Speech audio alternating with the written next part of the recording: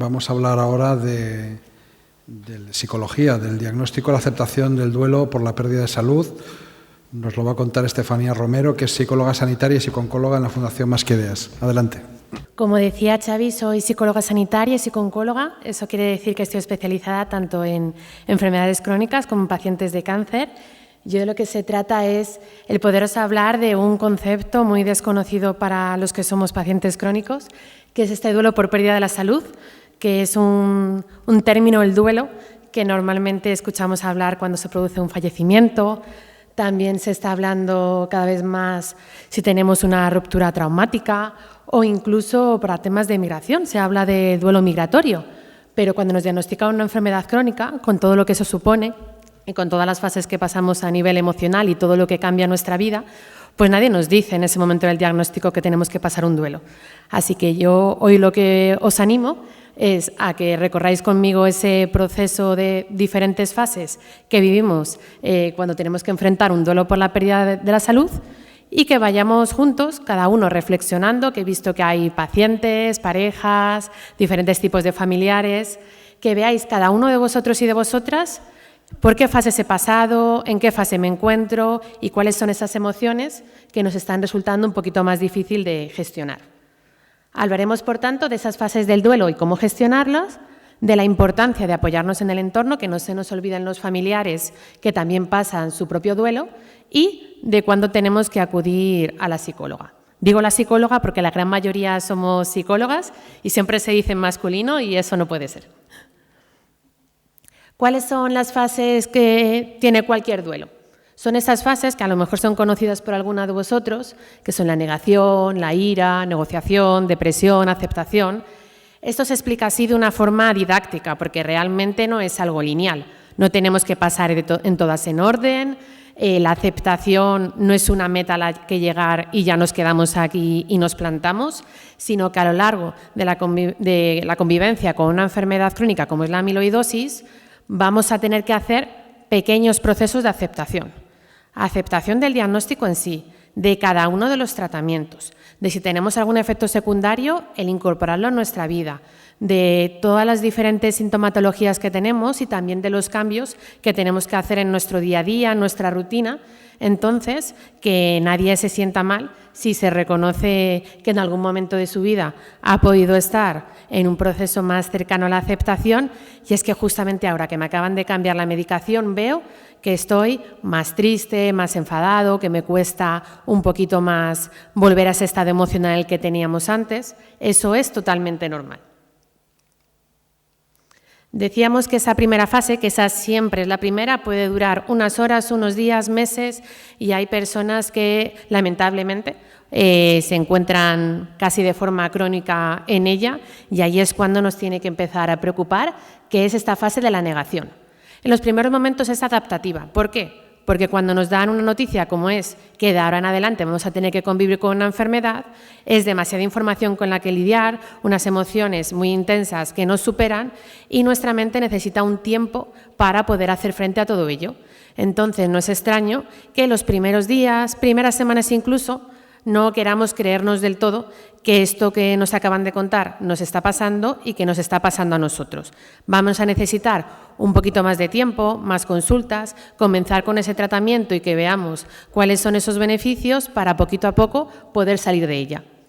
Como decía, hay algunos casos en los que se cronifica y es muy importante el tener presente, sobre todo cuando somos familiares, amigos, acompañantes, el poder detectar si esta negación se ha cronificado y se extiende en el tiempo. ¿Por qué?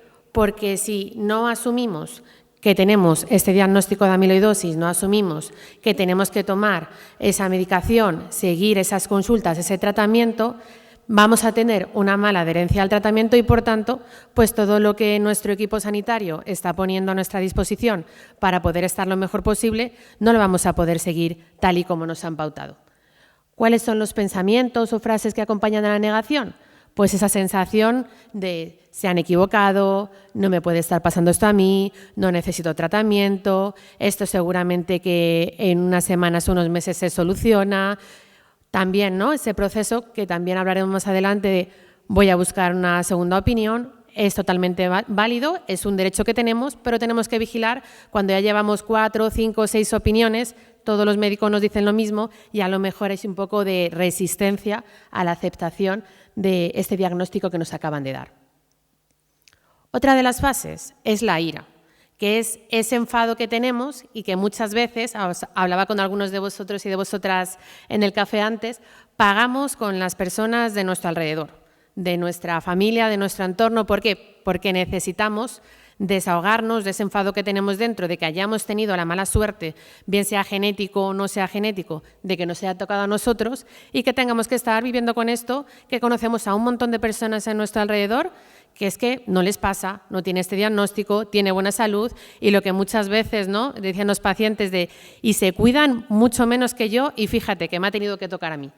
Entonces es importante que sepamos que la ira, que ese enfado, es una emoción igual de válida que cualquier otra, que no estamos siendo injustos, que no nos está pasando nada raro, que no tenemos que bloquearla, que no tenemos que estar siempre contentos, alegres, positivos, como muchas veces se nos dice, que eso lo podemos escuchar con la mejor de las intenciones, pero si nos lo creemos y tendemos a bloquear emociones como la ira o que veramos luego el miedo, eso nos lo quedamos dentro y sale en forma de explosión emocional con las personas que tenemos alrededor, que son los que más nos cuidan y nos comprenden, y que nosotros no nos merecemos ese mal momento de pagarlo con ellos y ellos y ellas tampoco el comerse ese enfado, que si con algo estamos enfadados con el diagnóstico, no con quien nos rodea. Como decía, es importante expresarlo y muchas veces va acompañado de preguntas ¿por qué a mí? ¿Por qué a mi familiar? ¿No es justo? Y por supuesto que no lo es. Hemos hablado de la negación, hemos hablado de la ira. Yo os animo, como decía antes, a identificaros, a ver por cuál de ellas hemos pasado. Y otra de ellas, que no es muy conocida, se conoce como la negociación, que es un poco el poder valorar otras opciones que nos puedan dar esperanza. Puede ocurrir en cualquier momento de este proceso que decíamos de aceptación que no termina, que vamos avanzando cada vez más, pero normalmente es en esta fase, en la fase de negociación, cuando solemos explorar los pacientes crónicos las llamadas pseudoterapias. ¿Por qué? Porque si algo tenemos que aceptar con una enfermedad crónica es que esta enfermedad nos va a acompañar de ahora en adelante. Y nosotros lo que queremos cuando nos diagnostican una enfermedad, como querría cualquier persona, es alguien que nos diga que esto va a desaparecer, que se va a curar o que vamos a mejorar milagrosamente, muchísimo. Y desgraciadamente pues hay gente que se aprovecha de eso, aprovecha de esas ganas que tenemos todos de poder mejorar y nos ofrecen opciones milagrosas.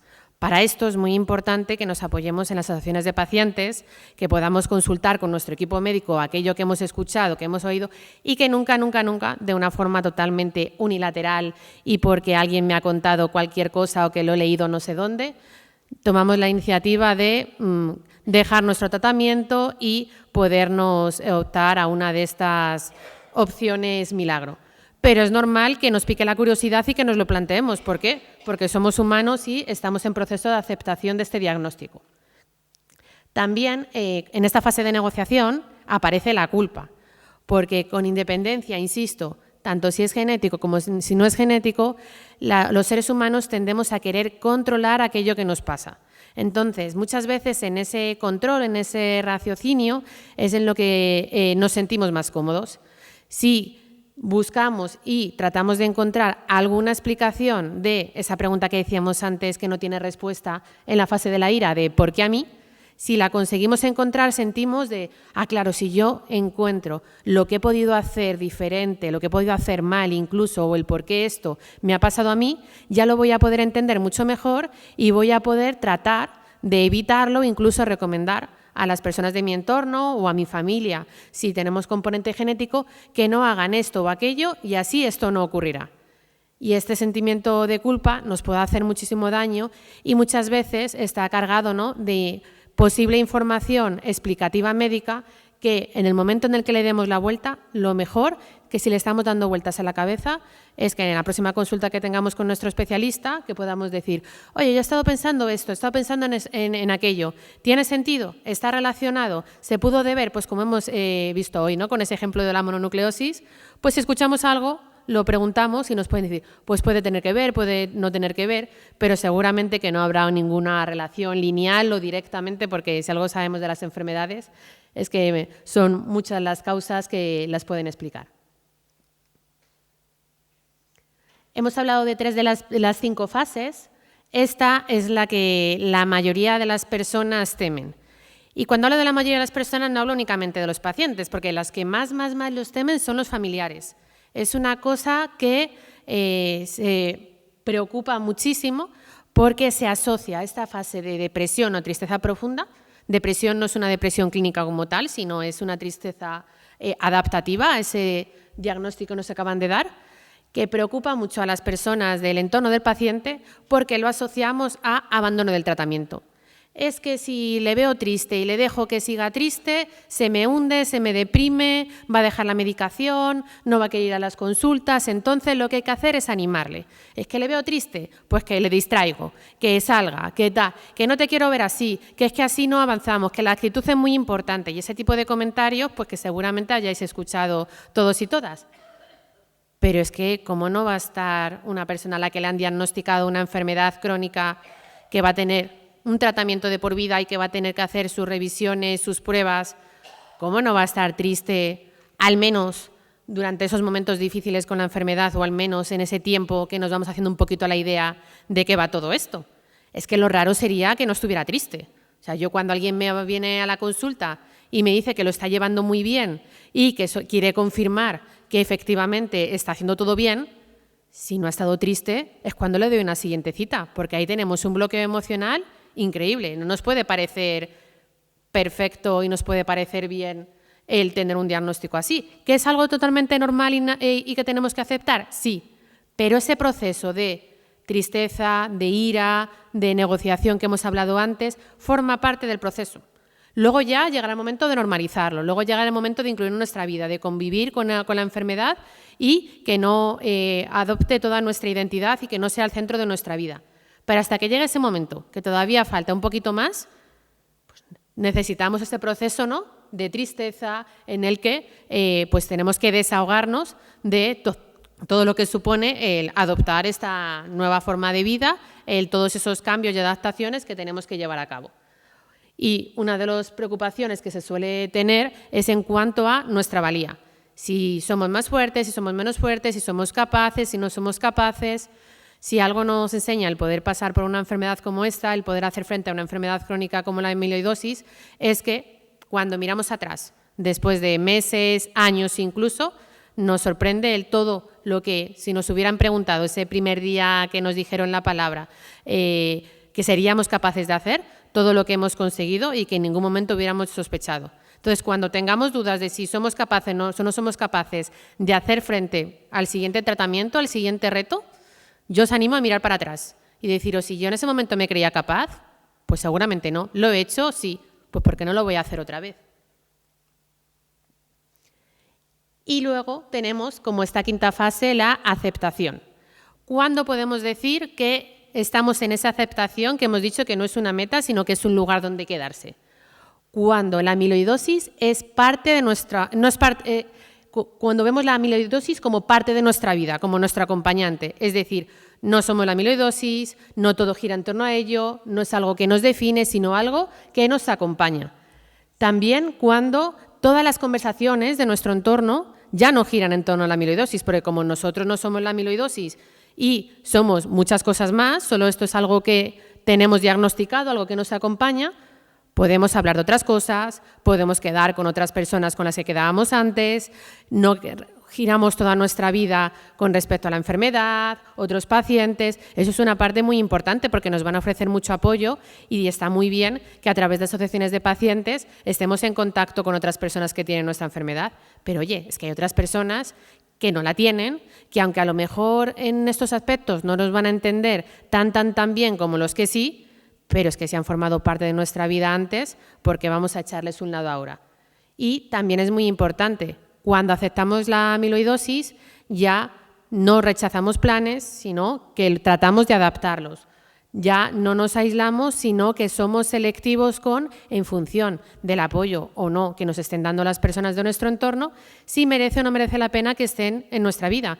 Pero no les metemos a todos en el mismo saco, porque si algo podemos tener claro es que hasta que no se tiene una enfermedad crónica no sabemos lo que es pasar por ello. Entonces, si había muchas cosas a nivel de frases hechas, de comentarios, que ahora, desde esa primera persona, sabemos que no están bien, que duelen, que hay que estar un poco pendiente, todo lo que sabemos que nos ayuda, lo sabemos ahora porque lo estamos pasando.